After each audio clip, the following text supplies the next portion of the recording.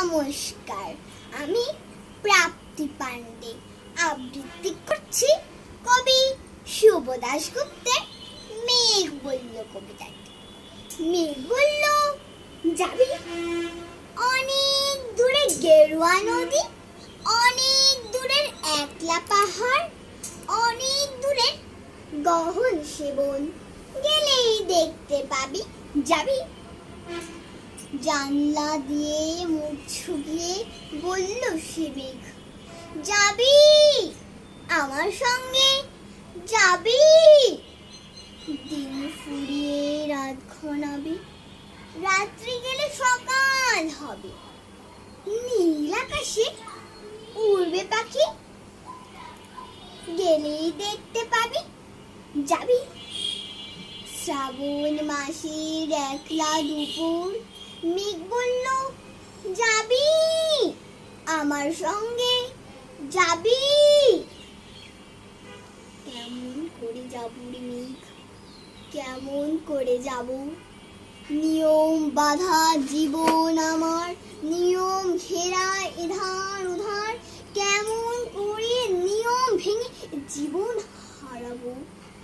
কেমন করে যাব রে মেঘ, কেমন করে যাব? মেঘ বলল, দূরের মাঠে বৃষ্টি হয় ঝরবো, সবুজ পাতায় পাতায় ভালোবাসা হয় ঝরবো, শান্ত নদীর বুকে আনবো জলশ্বাসী প্রেম, ইচ্ছা মতো বৃষ্টি ভাঙবো, ভেঙে পড়বো। এই তুই যাবি আমার সঙ্গে? যাবি?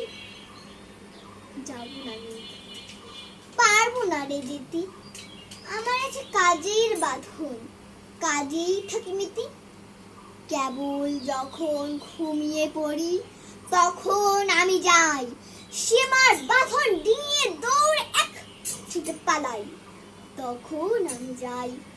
স্বপ্নে আমার গেরুয়া নদী, স্বপ্নে আমার সুনীল আকাশ, স্বপ্নে আমার দূরের পাহাড়, সব কিছুতে তাই।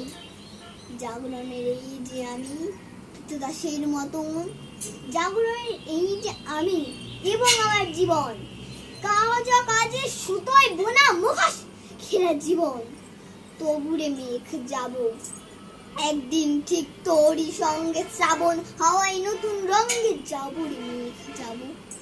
সেদিন আমি শিমুল পলাশ ভিজবো বলে যাব, পাগল হাওয়ায় উতুল ধারায় আমায় খুঁজে পাবো। যাবো রে মেঘ যাব, যাবো রে মেঘ যাব, যাবো রে মেঘ যাব।